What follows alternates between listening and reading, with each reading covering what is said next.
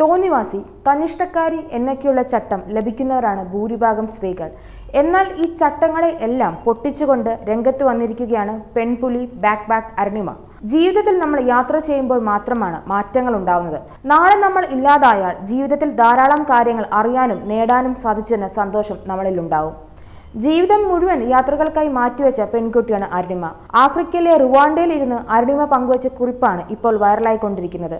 ഒരുപാട് പേർക്ക് പ്രചോദനമായി മാറിക്കൊണ്ടിരിക്കുകയാണ് അരുണിമയുടെ വീഡിയോ.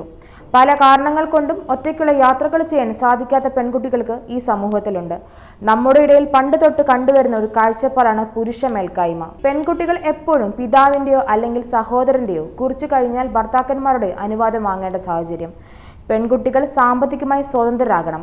പണം സമ്പാദിക്കുമ്പോൾ ഒരു പവർ ഉണ്ടാകും. ചെറിയ വരുമാനമായാലും കുഴപ്പമില്ല. നമ്മളെക്കൊണ്ട് പറ്റില്ലെന്ന് പറയുന്ന കാര്യങ്ങൾ ചെയ്യാൻ ശ്രമിക്കണം. എന്നെപ്പോലെ നിങ്ങളും മുന്നോട്ട് വരണമെന്നാണ് അരുണിമ പറയുന്നത്. ജില്ല വിട്ട് മറ്റൊരു ജില്ലയിലേക്കോ സംസ്ഥാനങ്ങളിലേക്കോ അല്ലെങ്കിൽ രാജ്യങ്ങളിലേക്കോ പോകുമ്പോൾ കൂടുതൽ കാര്യങ്ങൾ മനസ്സിലാക്കും. പല സ്ഥലങ്ങളിൽ ചെല്ലുമ്പോൾ അവരുടെ സംസ്കാരമായി ഒത്തുചേരാൻ പറ്റാത്ത സാഹചര്യം നമുക്കുണ്ടാകും. ഏതൊരു കാര്യത്തിലും നെഗറ്റീവും പോസിറ്റീവും സൈഡുമുണ്ട്. പോസിറ്റീവ് വശങ്ങളെ വേണം നമ്മൾ ഉൾക്കൊള്ളാൻ. യാത്രയുടെ തുടക്കത്തിൽ പൈസ കുറവായതുകൊണ്ട് ഹിച്ച് ഹൈക്കിംഗ് അഥവാ ഫ്രീ ലിഫ്റ്റ് എന്ന മാർഗമാണ് അരുണിമ സ്വീകരിച്ചത്. ധാരാളം സുഹൃത്തു വലയങ്ങൾ ഇതുവഴി ലഭിച്ചിട്ടുണ്ട്. ആ സുഹൃത്തു വലയം പിന്നീട് ഒരു കുടുംബത്തെ പോലെ ആയിട്ടുമുണ്ട്. എന്നാൽ ഹിച്ച് ഹൈക്കിംഗ് ഒളിച്ചിരുന്ന് ആക്രമിക്കുന്ന പകൽ മാന്യന്മാരുണ്ട്. ഇവർക്ക് നേരെ പ്രതികരിച്ചിട്ടുമുണ്ട് അരുണിമ.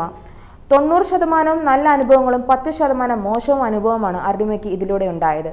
ഇതിനെതിരെ ശക്തമായി തന്നെ പ്രതികരിച്ചിട്ടുണ്ട്. പെപ്പർ സ്പ്രേ ഇതിൽ ഏറ്റവും കൂടുതൽ സഹായിച്ചിട്ടുള്ളത്. സ്വന്തം നാടായ കേരളത്തിൽ പോലും പ്രശ്നം അരുണിമയ്ക്ക് നേരിട്ടിട്ടുണ്ട്. കേരളത്തിൽ പൊതുവെ പകൽമാന്യന്മാരാണല്ലോ കൂടുതൽ. കേരളം സുരക്ഷിതമല്ല. സത്യം എവിടെയായാലും വിളിച്ചു പറയണം. ഇത് മറ്റുള്ളവരിലേക്ക് കൂടി എത്തും.